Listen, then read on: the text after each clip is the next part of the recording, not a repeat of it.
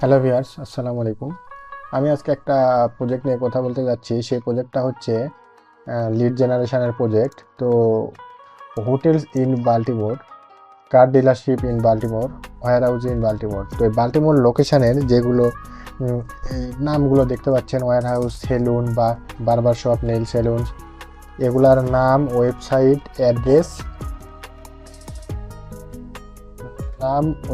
Address আর email, এই চারটা data ক্লায়েন্টকে এক্সেলে দিতে হবে। এটাই হচ্ছে ক্লায়েন্টের রিকোয়ারমেন্ট।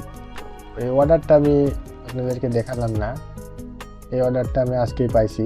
এগুলার লোকেশনের ডাটাগুলো তাকে কালেক্ট করে দিতে হবে। আমি এখন যাচ্ছি ডাইরেক্ট দেখাতে যে কীভাবে এটা আমি কালেক্ট করবো। তো হোটেল ইন বাল্টিমোর। তো আমি এটা করার জন্যে নতুন একটা ব্রাউজার নিচ্ছি, আমার অন্য একটা ব্রাউজার। এই ব্রাউজারে যাওয়ার পর সর্বপ্রথম আপনাদেরকে একটা ওয়েবসাইটে ঢুকতে হবে। এই ওয়েবসাইটের নাম হচ্ছে ইয়েল্প, এই যে www.yelp.com। yelp.com এ যাওয়ার পরে এরকম আপনি ইন্টারফেস দেখতে পাবেন। এখন আমি নতুন একটা ট্যাব নিচ্ছি, নেওয়ার পরে আমার এই এক্সটেনশনটা যোগ করতে হবে। এক্সটেনশনের নাম হচ্ছে ইয়েল্প স্ক্যাপার। যদি গুগলে লিখি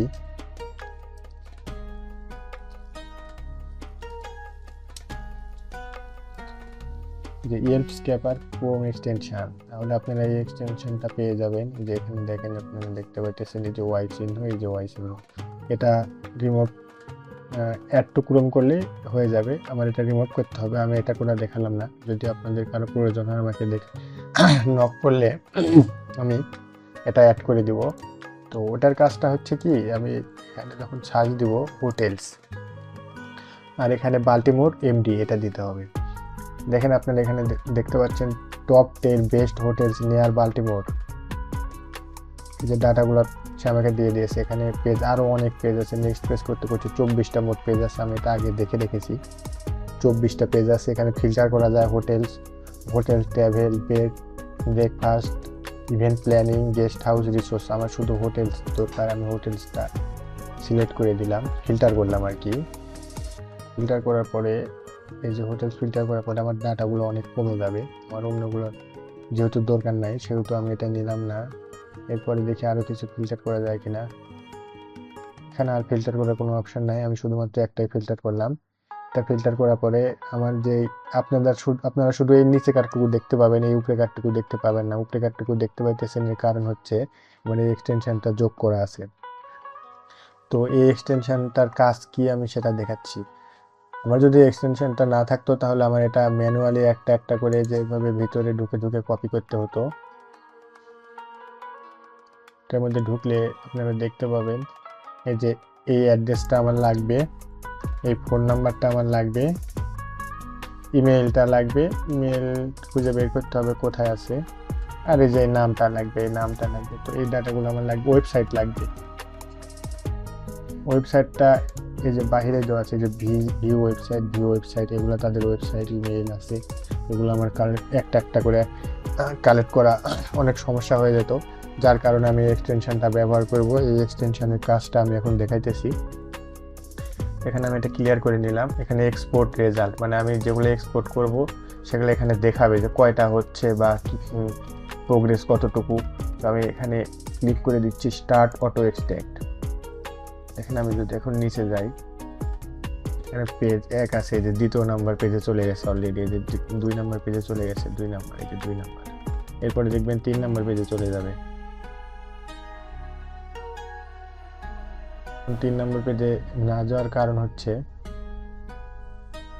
আমি ওই যে নিচে চলে গিয়েছিলাম, এই কারণে 3 নাম্বারটা যেতে একটু দেরি হয়েছে। তো এখন এই যে এক্সপোর্ট রেজাল্ট 20, এই 20টা হয়েছে। এখানে সার্চিং ইমেইল সার্চ করছে। তো এরপরে কি করবে, সে সবগুলো ডাটা আমাকে একবারে নিয়ে চলে আসবে। আসার পরে আমি এক্সেলে এক্সপোর্ট করব। তো ভিডিওটা অনেক লম্বা হয়ে যাবে, যার কারণে আমি এখন ভিডিওটা একটু পুশ করে রাখবো। তারপরে যখন এটা শেষ হয়ে যাবে তখন আবার আমি ফিরে আসবো। তো সাথেই থাকবেন। আপনাদের সবাইকে অনেক অনেক ধন্যবাদ ভিডিওটা দেখার জন্যে।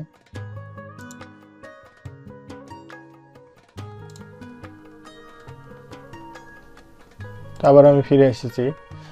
যখন এটা শেষ হয়ে যাবে তখন এখানে স্টপ অটো এক্সট্রাক্ট লেখা থাকবে, আর এই যে এরকম পেজ আপ ডাউন হতে থাকবে, আর এখানে আমরা দেখতে পাবো যে লাস্ট পেজে আমরা চলে গেছি, যে 24 নম্বর পেজ। তো কাজ শেষ। কাজ যখন শেষ হবে তখন এক্সপোর্ট রেজাল্ট এটাতে ক্লিক করতে হবে। এক্সপোর্ট রেজাল্টে ক্লিক করার পরে আমরা এই ডাটাগুলো এখানে দেখতে পাবো। এখানে যে হোটেলগুলোর ডাটাগুলো সব পেয়ে গেছি, সব এখানে আছে। যে সবগুলোর ইমেল তারা কালেক্ট করতে পারে না, যেগুলো পারে না সেগুলো ম্যানুয়ালি ওয়েবসাইটে ঢুকে কালেক্ট করতে হবে। এটা যদি সব করে দিত তাহলে তো হয়ে যেত আর কি। সবগুলো আমরা এখান থেকে পাই নাই। যে ফোন নাম্বার পাইছি, অ্যাড্রেস পাইছি, সবই পাইছি। এখন যেটা করতে হবে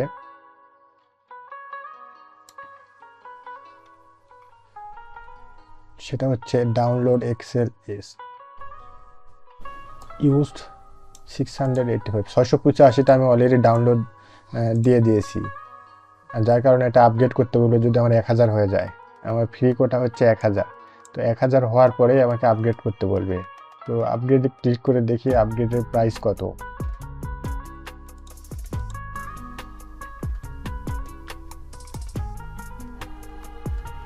আপগ্রেডের প্রাইস দেখতে পাচ্ছি ফ্রিতে লিডস ডাউনলোডিং 200 এখানে আছে,